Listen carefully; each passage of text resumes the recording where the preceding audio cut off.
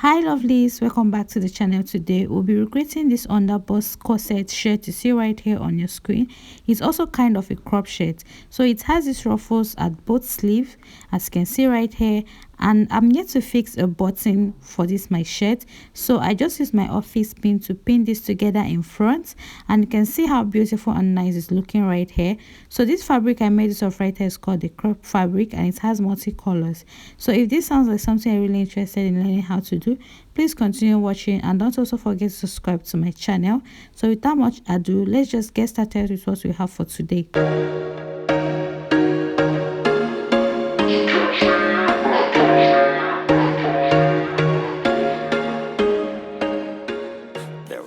So just as I said earlier, here is with me this crepe fabric that has multicolors, which you can see right here. So I have my ruler, my stress and my curve ruler, also have my marker. So you need about roughly 2 yards of fabric depending on your body size to achieve this particular dress. So now I started off by rolling a line out the top part of my pattern paper, which is white in color, as you can see right here. So now from the center front of this my pattern paper, I'm marking 2 inches all the way to the ends of this my paper. So I'll connect these dots, and that's mark right there, I'll label it my allowance, I mean the spaces, sorry. So I marked my shoulder of 6 inches because this is an off shoulder, and from that 6 inches I came down by 8 inches, which is my armhole. So that first line at the top part of this my pattern paper is my shoulder line and also my starting line. So this line now, which I marked right here now, will be my chest line. So I'll go ahead and divide this my armhole into 2, and I have 4. So from that 4 inches I came in by half of an inch this way. So I'll get my bust circumference divided by 4, and whatever I have, I'm going to mark it on my chest line. So I want you all to know that all these vertical measurements I'm putting right here are starting from this line which I marked from the center front of this my pattern paper. Okay, so it's not starting from the end, it's starting from this line right there. Right, so after marking all of that, now I'm going to make a connection from my shoulder to the half of an inch, which is the half of my armhole, to my chest line. Placing my tape on that first line, which is my shoulder line, I'll get my bust point of 11 inches, my under bust of 14 inches, and my half length of 16 inches. So the length of this my paper is the actual length of my blouse. Okay, so I'm going to maintain that. So I'll go ahead now to label all of these lines, and after that I'll divide my nipple to nipple point of 8 inches into 2. So what I have is 4 inches. So I'm marking these 4 inches on all of these lines I have right here together with the full length of this my paper. Then I'll connect all of these dots into a straight line. So my full paper length, I'll come out by half of an inch at both sides on my darts, and I'm going to connect them this way into my bust points line. So you can see what I've done right here so far. So after that, the next thing I'm going to do is to take the measurements I have between my bust point and my underbust. So what I had there was 3 inches. So these 3 inches, I'm going to form a circle. All right, so you're placing your tape, the tip of your tape, exactly where mine is. That is exactly on that dart which we took. That's a nipple to nipple point on your bust point line, just this way. So you're going to turn it all around and create your circle. Make sure that your tape is exactly where mine is as well. So having formed this circle right now, I'm going to determine my neck depth. So this is an off shoulder, I hope you all can still remember.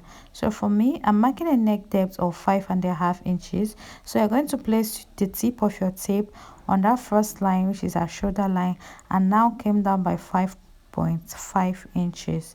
So you're now going to slant that 5.5 inches neckline all the way into your chest line, just this way. All right, because in front of this dress is kind of curved. Okay, not really a sweetheart, but it's curved in front. So after that, now from that chest line, from that point, you're going to connect this, keep your ruler this way, your curve rule, and connect to your underbust. So you come to your armhole and take the measurement you have in between from your armhole line to your actual bust circumference, divide it into 2. Then from that point, you're going to place your curve rule properly, just the same way I'm doing right here, and now connect these points. So I believe it's very clear to you all, right? So having achieved all of that, I came to my half length and divided my waist circumference by 4. So what I had there, I marked it. So on my top length, I divided the circumference of where my top stopped. So that was 8 inches. I divided it into 4. So what I had there, I also marked. So now I'm going to connect all of these points I've made here so far, and you can see what I have left. So extend the chest line to your button allowance right there. Okay, so the next thing I did is to replace my dart intake I have right here. So I always replace my dart exactly the way it was taken. As you can see right here, I've done that. So after replacing my dart intake, I'll go ahead now to add my stitching on my sewing allowance. So I prefer to mark 1.5 inches right here as my stitching allowance. So I'm going to mark it all the way to the end of this my paper. So having marked that, now go ahead and connect this. So you can see what I have so far, and we are done drafting. The next thing is to cut out. So I'm actually going to start from that my chest line area, and I'll cut this out through to my neck depth. So I'll also go ahead now and cut the armhole area. So please just watch carefully so you see how I'm going about the cutting of this drafted piece we have right here. Okay, so now I'm cutting off the sides. So after that, now I'm going to cut out the cup area, as you can see right here. Damn, what a hell of a view. I feel good, you look great, I like you, I can't wait. A first time, a first date, you're so fine. So the next, I'm going to slash this dart because I'm meant to cover it or close it up. Okay, so now I've closed it up. I've used my sellotape to tape this together. All right, because it's not going to be two different pieces while I'm cutting out on my fabric. So having done all of that for the front part, I'll move over to draft out the back part of this our shirt. So I also marked my starting line at that top part. So I marked my shoulder of 6 inches. From there I came down by my armhole of 8 inches. So I want you all to know that I'm marking a shoulder of 6 inches. That is not my actual shoulder. My shoulder is 7 inches. The reason I'm marking 6 inches is because this is an off shoulder. Okay, because if I maintain the 7 inches, it's going to be so much like it's not going to look good at all. Okay, so now I've created my armhole, and I'm going ahead to mark my bust points, my underbust, my half length, and of course I'm maintaining the length of this my paper as the actual length of my blouse, okay, or my top. So I'll also go ahead now to divide all my body measurements by 4 and mark all my answers right on all of these lines I have right here. So you can see what I've done so far. So I went ahead to also add my stitching allowance of 1.5 inches. Okay, so when I realized I didn't really mark all this to the very ends or the full length of my paper, I had to go ahead to do all of that. But before that, I went ahead to get my neck depth of 5.5 inches, just the same I did for the front. So I don't want it to be straight. So from that 5.5 inches, I just marked 1 inch downward like this way and now connected it. So I want it to be like slightly curved. Okay, so that was when I now went ahead to extend these lines I have to my full paper.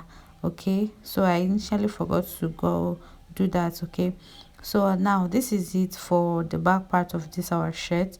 So the next thing now is to cut this out exactly the way we've drafted. So that is actually how easy it looks, and it is actually not really the way it looks. It's actually simple. So I'm going to assemble the front part, and you can see everything I have right here joined together.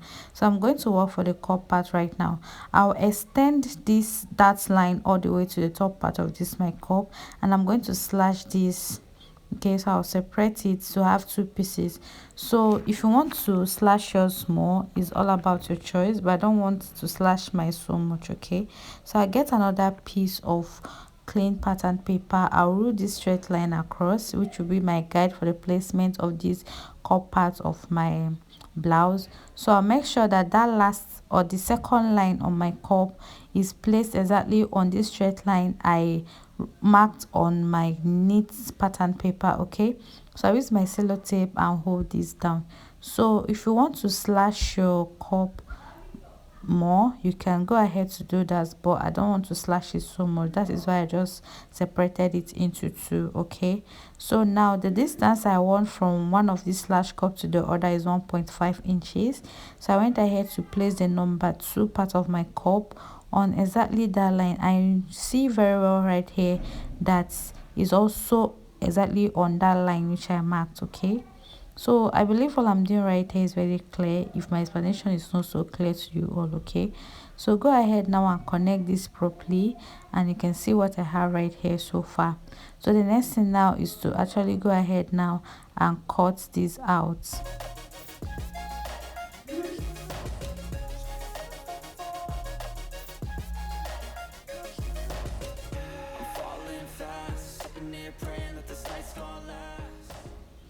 So you can see all I have right now. The next thing is to go ahead and cut this out on my actual fabric.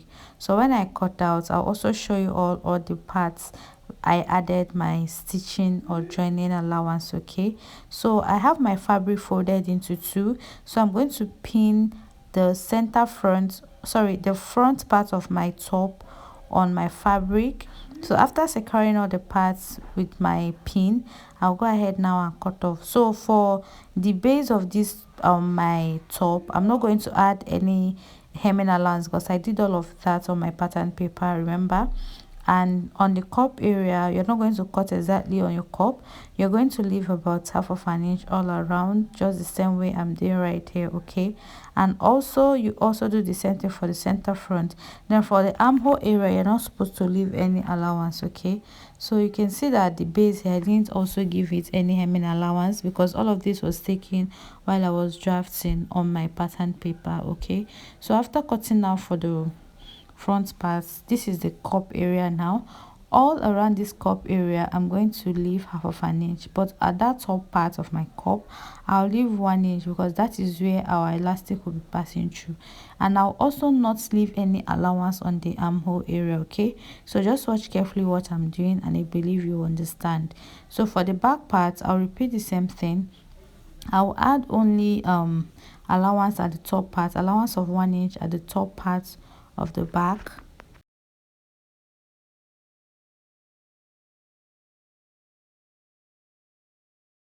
So for the armhole area, I'm not adding anything to it, so that is basically it. So in the second part of the tutorial, I'll be going about the assembling and joining or the sewing of all of this drafted piece we've done so far together. So I hope you found this tutorial really helpful. Thank you all so much for watching. I really do appreciate. Please kindly do subscribe in case you haven't done so.